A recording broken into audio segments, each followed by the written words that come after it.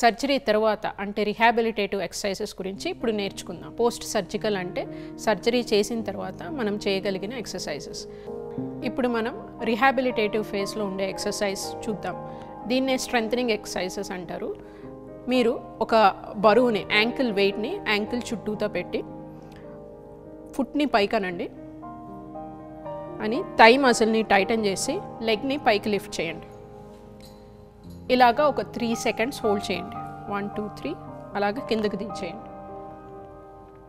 ఇలాగా 10 సార్లు చేయండి. ఒక్కొక్కసారి ఈ ఎక్సర్సైజ్ చేస్తున్నప్పుడు కాల్లో గనక స్ట్రెంగ్త్ లేకపోతే నడుము ఆర్చ్ చేసే అవకాశం ఉంటుంది.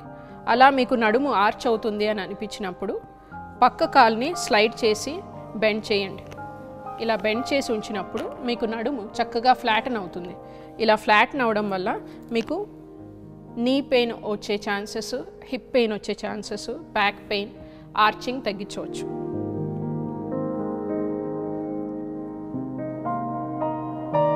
ఇప్పుడు కాలు స్ట్రైటన్ చేసేయండి. దీన్ని straight leg rises with weights అంటాము. ఇప్పుడు మనం next exercise hip strengthening exercises చూద్దాం. మీరు పక్కకి తిరిగి పడుకోండి.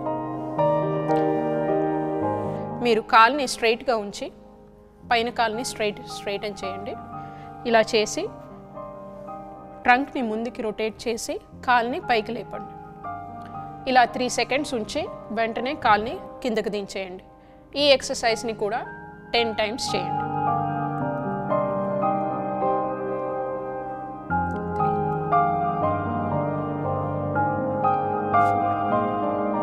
ఈ ఎక్సర్సైజ్ వల్ల హిప్ అబ్డక్టర్ మజిల్ స్ట్రెంథన్ అవుతుంది. మీరు 4 weeks నుంచి 3 months వరకు ఈ ఎక్సర్సైజెస్ చేయొచ్చు. ఈ ఎక్సర్సైజ్ చేయడం వల్ల మీరు సర్జరీకి ముందు ఏ పనులైతే చేసుకోగలరో ఆ పనులన్నీ మళ్ళీ చేసుకునే అవకాశం ఉంటుంది.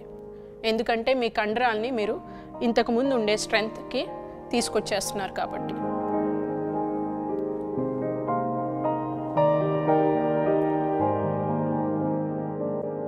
ఇప్పుడు మనం నీ రీప్లేస్మెంట్ సర్జరీలో స్టాండింగ్లో చేసే ఎక్సర్సైజ్ ఏంటో చూద్దాం. మీరు మీ ఎడమ చేతిని ఏదైనా సపోర్ట్ సర్ఫేస్తో పట్టుకోండి. కిందన ఒక స్టెప్పర్ని ఉంచండి. మీ సర్జరీ చేసిన కాల్ని స్టెప్ పైన పెట్టండి. ఆపోజిట్ కాల్తోటి పైకి ఎక్కండి. ఇప్పుడు ఆపోజిట్ కాల్ని వెనక్కి దించండి. ఇప్పుడు సర్జరీ చేసిన కాల్ని వెనక్కి దించండి.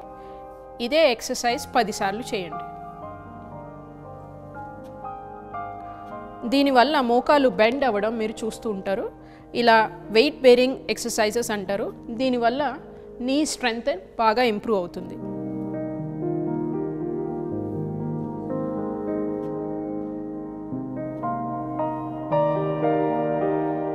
ఇప్పుడు రిహాబిలిటేటివ్ ఫేజ్లో లాస్ట్ స్టాండింగ్ ఎక్సర్సైజ్ ఏంటో చూద్దాం.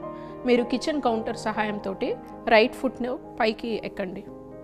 2 feetని పైకి తీసుకురండి. ఇప్పుడు కొంచెం ఎడ్జ్లోకి రండి. లెఫ్ట్ ఫుట్ తోటి కిందకి జార్చండి. ఇప్పుడు మోకాల్ని కొంచెం బెండ్ చేయండి, మళ్ళీ స్ట్రైట్న్ అవ్వండి. మళ్ళీ కిందకి బెండ్ చేయండి, మళ్ళీ స్ట్రైట్న్ అవ్వండి.